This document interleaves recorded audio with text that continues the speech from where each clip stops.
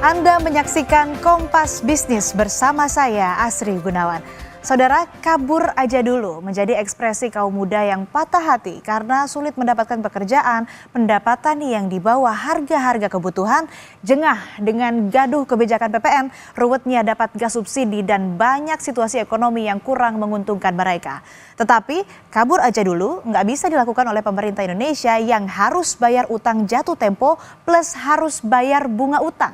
Kalau di masyarakat atau bahkan di pertemanan kita ada kan ya yang pinjam uang ketika ditagih malah susah, bahkan nomor kita yang diblokir. Perspektif negara tidak bisa begini, utang adalah soal trust, kabur aja dulu. Kompas Bisnis berangkat dari perspektif keuangan negara dan apa yang sedang dihadapi negara. Salah satunya adalah utang, karena ini menggambarkan bagaimana sebuah negara membiayai ekonominya. Angka yang bicara. Kita ke data berikutnya. Pemangkasan anggaran pembiayaan program prioritas ini adalah tentang kondisi keuangan negara. Tahun 2014-2015, Presiden Joko Widodo menarik utang untuk membiayai program prioritas pembangunan infrastruktur yang tahun ini banyak jatuh tempo. Kemudian tahun 2020, Presiden Joko Widodo juga kembali menarik utang dengan visi kemanusiaan menyelamatkan nyawa dan ekonomi yang digulung pandemi kala itu. Sebagian diantaranya juga jatuh tempo di tahun ini. Lalu berapa total utang Indonesia? Yang di layar Anda adalah jawabannya. Sampai November 2024, total utang pemerintah atau utang negara ini mencapai 8.680,1 triliun rupiah. Rasionya 39,2% terhadap PDB. Pemerintah bilang rasio utang ini aman sesuai Undang-Undang Nomor 17 Tahun 2003, yaitu batas atasnya adalah 60% terhadap PDB. Tapi yang menarik adalah jumlah utang ini di atas penerimaan negara hampir 3 kali lipat. Tapi balik lagi, selama ini utang dirasiokan terhadap PDB. Faktanya, penghitungan terhadap PDB memang menjadi konsensus dunia, ini sebuah praktik lazim. Oke, ini bicara total utang yang jatuh temponya tidak sekaligus. Tetapi bagaimana dengan tahun 2025 ini? Kita ke data berikutnya. Tahun ini saudara, pemerintah memiliki utang jatuh tempo lebih dari 800 triliun rupiah. Disclaimer dulu, nilai ini belum termasuk beban bunga yang harus dibayar. Total utang pokok jatuh tempo adalah 800,3 triliun. Nilai ini terdiri dari surat berharga negara 705,5 triliun rupiah, kemudian pinjaman 94,8 triliun rupiah, dan ada sekitar 10% utang pemerintah yang jatuh tempo tahun ini. Lalu bagaimana dengan bunga utang? Kita ke data selanjutnya. Dalam nota keuangan 2025, pendapatan negara ditargetkan sekitar 2.996,9 triliun rupiah. Pendapatan negara ini kalau dalam rumah tangga bisa kita analogikan sebagai cash flow, duit yang dihasilkan dalam setahun. Apa yang Anda lakukan kalau misalnya gaji Anda 10 juta tapi utangnya 30 juta? Kudu pinter-pinter ngatur kan? Biasanya rumah tangga kalau mau ambil utang, apa yang dihitung coba? Jawabannya pasti gaji. Nah, ada nggak sih yang pernah menghitung aset? Rasanya jarang ya. Apakah utang negara ini bisa kita analogikan dengan cash flow rumah tangga? Nanti kita akan bertanya langsung ke ekonom. Yang pasti bunga utang yang harus dibayar pemerintah tahun ini adalah 552,9 triliun rupiah. Jepang adalah salah satu negara yang selalu dibandingkan. Jepang saja rasio utangnya lebih dari 200% aman. Kenapa Indonesia yang rasio utangnya masih di bawah 40% lebih berisik? Faktanya bunga utang Jepang adalah 1%. Sedangkan bunga utang Indonesia adalah sekitar 7%. Utang sebenarnya menjadi instrumen lazim bagi pemerintah untuk membiayai negara. Dan saudara, utang tadi adalah yang diterbitkan oleh pemerintah sebelum Presiden Prabowo Subianto.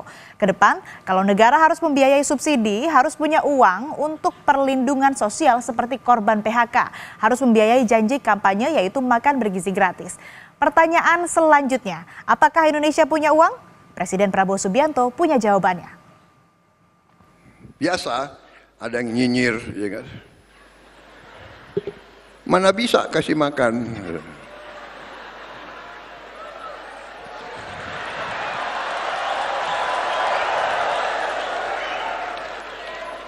Mana bisa?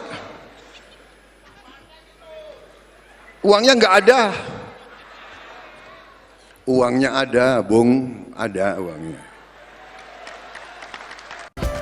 Kecewa terhadap kondisi ekonomi, kaum muda mengekspresikannya dengan hashtag kabur aja dulu. Lalu bagaimana sebenarnya kondisi ekonomi Indonesia dari perspektif berangkas duit negara? Sudah bergabung Head of Equity Research Bahana Sekuritas Putra Satria Sambijantoro. Selamat pagi Mas Satria, apa kabar? Pagi Asri, selamat pagi Kompas TV. Mas, pemerintah kan mengeluarkan berbagai kebijakan ekonomi dari kemarin ya, mulai dari juga ada kemarin yang sempat ramai PPN dan lain sebagainya. Lalu sosial media ramai hashtag kabur aja dulu. Nah, dalam perspektif kondisi ekonomi kita, fenomena apa ini Mas Satria? Iya, ini sebenarnya fenomena yang bagus dan perlu didukung secara ekonomi. Saya bisa jelaskan, saya termasuk generasi yang kabur aja dulu karena saya kabur ke Beijing, ke Cina untuk S2 misalnya, gitu loh. Nah, ini fenomena yang berkaitan karena ada fenomena satu kabur aja dulu dan dua mengenai hutang yang tinggi ya. Jadi fenomena kabur saja dulu sebenarnya kalau dilihat dari perspektif makroekonomi itu adalah fenomena yang bagus dan harus didukung walaupun mungkin alasannya itu kan tidak bagus ya. Jadi saya tuh kan akan gambarkan. Jadi kalau di neraca pembayaran kita, mengapa sih rupiah selalu melemah tiap tahun? Salah satunya adalah kita kekurangan sumber falas atau sumber dolar domestik di dalam negeri ya. Jadi kalau kita bandingkan fenomena kabur saja dulu, itu kan ada jika nanti misalnya generasi-generasi muda di Indonesia pergi bekerja di luar negeri, ini biasanya akan mengirimkan kembali remittance atau penghasilannya untuk keluarga-keluarganya di Indonesia. Kan keluarganya pasti ada di Indonesia dong, gitu kan. Nah, saya ingin paparkan satu data ekonomi yang menarik ya. Jadi tiap tahun jumlah remittance yang dikirimkan dari luar negeri ke Indonesia itu hanya sekitar 8 hingga 9 miliar dolar per tahun. Ya, 8 miliar dolar untuk negara sebesar Indonesia. Negara seperti Filipina itu mengapa mata uangnya itu Filipina peso relatif kuat? Karena jumlah remittance itu 30 miliar dolar per tahun. 30 miliar dolar untuk ekonomi yang secara size hanya sepertiga kita, tapi jumlah remittance dalam dolar itu meningkat 3 kali lipat. Nah, jika kita itu selama tiap tahun mata uangnya itu kan melemah karena ada current account deficit kan. Salah satu komponen yang penting dalam penghasil falas selain dari sisi turisme sebenarnya adalah remittance atau adanya diaspora Indonesia yang pergi keluar dan mengirimkan income-nya kembali ke Indonesia. Ini satu fenomena yang sangat-sangat biasa ya. Selain Filipina itu juga ada diasporanya Cina, diasporanya India yang banyak di luar negeri dan ini memberikan pertumbuhan ekonomi yang baik dalam jangka menengah panjang. Artinya memang kabur aja dulu ya bisa didukung tapi asal kalau ada penerimaan kembali ke Indonesia begitu ya, dan juga kalau nggak stay di sana, beneran kabur nggak pulang lagi ke rumah begitu ya Mas Satria. Nah, secara perspektif negara dari pos utang kan tadi juga saya bahas sempat utang Indonesia yang jatuh tempo di tahun ini 800 triliun rupiah itu belum sama bunganya. Nah, mana nih Mas Satria yang lebih relevan untuk menghitung rasio perbandingan PDB atau dibandingkan dengan penerimaan negara? Ya, jadi saya gambarkan juga ini tuh fenomenanya jika dianalogikan gitu loh. Misalnya kan isi saya kan orang Aceh ya di Sumatera, saya orang Sumatera Padang gitu kan. Jika ada orang Sumatera mungkin misalnya punya banyak hutang di Sumatera, saya punya banyak hutang di Padang, istri saya mungkin punya banyak hutang di Aceh. Kita pergi untuk mengadu nasib di Indonesia di Jakarta itu loh. Nah, terus kan Jakarta tiap kali Lebaran kita pulang kampung gitu kan, mudik membantu mengembangkan daerah asalnya kan. Nah, ini juga fenomena yang mirip di kabur saja dulu. Dan saya melihat ini fenomena tidak perlu dikhawatirkan secara terlalu berlebihan ya, karena ya itu memang kita butuh nih link-link diaspora yang punya mental untuk bekerja keras. Nah, bagaimana kaitannya dengan hutang? Memang angka hutang kita itu relatif mengkhawatirkan ya. Jadi yang jatuh tempo itu kan 500 triliun gitu loh. Jadi kita itu bayar hutang untuk bayar bunganya saja sudah lebih besar dibandingkan belanja infrastruktur yang sekitar 200 hingga 300 triliun per tahun. Belanja infrastrukturnya 200 triliun, belanja beban bunga hutangnya 500 triliun. Nah, bagaimana ini outlook-nya secara ke depan? Memang secara space dari sisi fiskal kita mesti akui ya pemerintah Indonesia ini sangat-sangat sulit gitu loh, karena dan adanya efisiensi anggaran ini menggambarkan kondisi fiskal yang tidak mudah bagi pemerintahannya Pak Prabowo ke depan. Nah, mengapa kondisi fiskalnya itu tidak mudah ya, Mas TV ya? Jadi kan kita itu tahun 2025 sekarang kan. Biasanya itu adalah jumlah hutang yang besar itu adalah periode 5 tahun dan periode 10 tahun. Nah, apa dan itu kenapa biasanya kalau surat obligasi yang paling lazim diisi oleh Kementerian Keuangan itu adalah di tenornya 5 tahun dan di tenornya 10 tahun. Kita tahu 5 tahun lalu itu di tahun 2020 kita mengalami COVID pandemi. Jadi kita banyak berhutang di sisi itu. Dan 10 tahun lalu, 2015, itu adalah masa-masa di mana periode Pak Jokowi sedang melakukan infrastruktur agresif belanja yang sangat-sangat masif ya. Jadi ini yang membebani pemerintahan 10 tahun berikutnya, yaitu di zamannya Pak Prabowo sekarang, di 2025. Oke, jadi kita membahas nih soal profil utang Indonesia lagi saat ini tuh sebetulnya seperti apa? Bagaimana Mas Satria dan berapa rasio utang yang aman? Ya, tadi sudah disebutkan oleh Kompas TV di awal, ya oleh Asri di awal. Kita memang beban hutangnya itu. Pemerintah suka mengutip bahwa hutang per PDB, gitu kan. Hutang per PDB-nya kita masih aman, 40%. Dibandingkan misalnya Jepang itu 200% dari PDB-nya. Nah, tapi bunganya beda. Nah, tapi kalau rating agency itu, ya dua hal ya. Yang pertama itu bunga, yang kedua ini adalah secara cash flow. Jadi kalau secara bunga memang kita tuh cost of fund-nya, biaya berhutangnya tuh tinggi gitu loh. Misalnya kalau teman-teman Kompas TV itu berhutang KPR gitu loh. KPR kan 12% kan gitu loh. Suku bunga benchmark kan 7% misalnya. Tahu nggak kalau misalnya kita KPR di Jepang itu bunganya hanya 1%.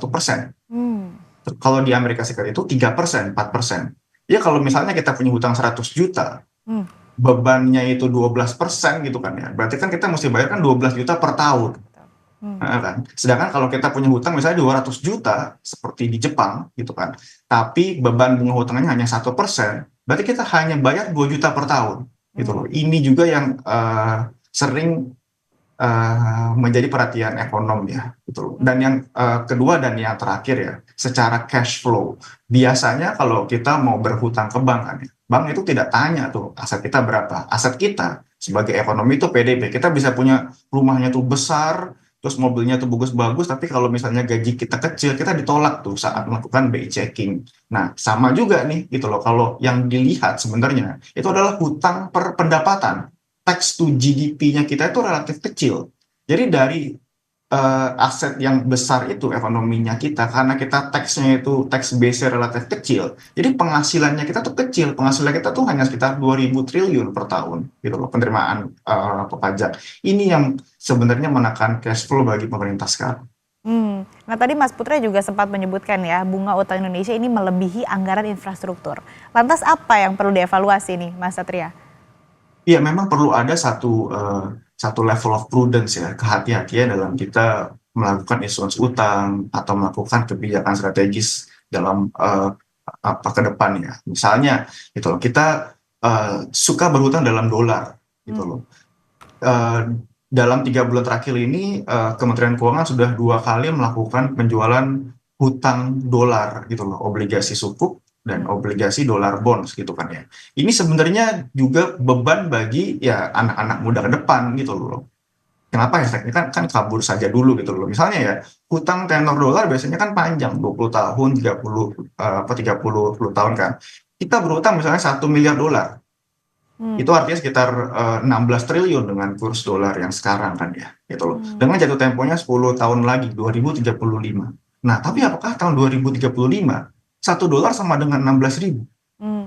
Gitu. Apa yang terjadi kalau tahun 2035 1 dolar sudah 30.000 misalnya gitu kan ya. Jadi artinya kita harus membayar hutangnya bukan 16 triliun tapi 30 triliun, 2 kali lipat gitu loh. Jadi makanya walaupun hutang dalam dolar itu misalnya bunganya hanya 4 atau 5% per tahun, tapi kalau nilai tukar rupiah terdepresiasi secara historis 7% per tahun, jadi kita harus bayar bunga utangnya itu 6 ditambah 7 gitu. Jadi sekitar mungkin 12% per tahun. Ini juga beban bagi pemerintah ke depan. Tapi Mas Putra, ini kan yang suka dinarasikan oleh pemerintah adalah utang kita aman dengan membandingkan antara Indonesia dan Jepang. Tepatkah seperti ini? Karena kan kalau kita lihat Jepang bayar bunganya cuma 1%, sedangkan kita 7%.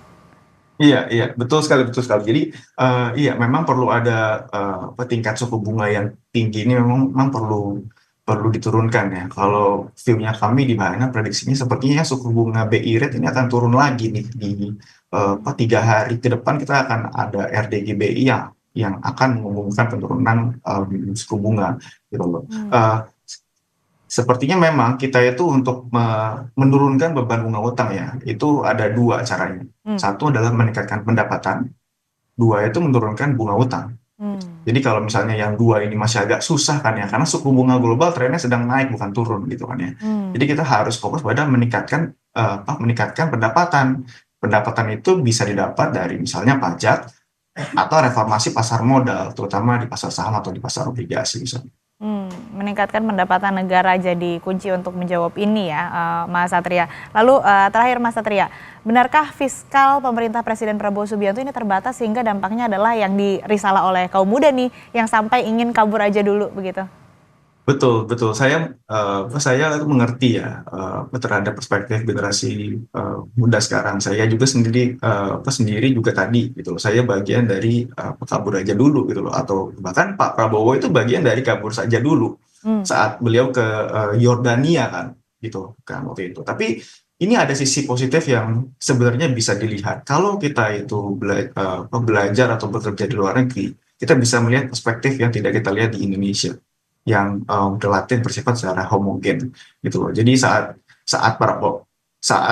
Pak Prabowo ke Yordania melihat perspektif yang lain, saat saya pergi ke Cina juga seperti itu, saat Pak SBY itu pergi ke Amerika Serikat kan saat beliau di TNI, pasti perspektifnya kan berbeda. Jadi ini ada dampak positif, tidak melulu harus dilihat secara negatifnya ya. Satu, kita bisa belajar hal yang menjadi best practice di luar negeri gitu loh. Di luar negeri tuh bekerjanya seperti ini loh, yang bagus-bagusnya pun banyak gitu loh. Dan nanti gitu loh, ini ada dampak jangka pendeknya ya. Kita kan saat kita bekerja di luar negeri, kita mengirimkan devisa ke Indonesia. Ini bagus buat nilai tukar rupiah, bagus untuk neraca pembayaran kita. Dan dalam jangka menengah panjang, jika setelah saya itu kan pindah dari Beijing ke Jakarta, gitu ada transfer of like knowledge. Pak Prabowo juga seperti itu, dan juga ada banyak diaspora lain dari luar negeri yang memberikan kontribusi positif mudah-mudahan dalam 10, 15 hingga 20 tahun ke depan. Artinya memang hashtag kabur aja dulu fenomena ini yang dibuat oleh kaum muda yang mengungkapkan kerisauan, perasaan atau patah hatinya karena kondisi ketidakpastian ekonomi, kemudian juga sulitnya dapat lapangan pekerjaan, kemudian gaduhnya kebijakan-kebijakan yang dikeluarkan oleh pemerintah. Meskipun ini bentuk kekecewaan, tapi kalau kita lihat dari sisi lainnya, dari sisi positif juga masih ada begitu ya, sisi positifnya yang bisa diambil dan juga ini bisa berdampak baik untuk negara. Tapi yang tadi disebutkan memang yang kita bahas juga bersama, hashtag kabur aja dulu atau fenomena ini, curahan hati masyarakat kaum muda begitu ya, ini tidak terlepas karena kondisi ekonomi kita, utamanya di tahun ini yang banyak jatuh tempo utang kita, yang bahkan harus bayar bunganya ini sampai lebih dari 500 triliun. Yang diharapkan tentu saja bisa ada pendapatan negara yang bisa kemudian bisa mengcover atau membayar utang yang jatuh tempo di tahun ini. Dan kembali hashtag kabur aja dulu juga harusnya dan bisa diambil positifnya begitu ya, untuk bisa membantu memulihkan perekonomian kita. Terima kasih Mas Putra Satria Sambijantoro, Head of Equity Research and Chief Economist Bahana Sekuritas, telah bergabung bersama kami di Kompas Bisnis. Sehat selalu Mas Satria. Sama-sama Asri ya, sukses saja dulu.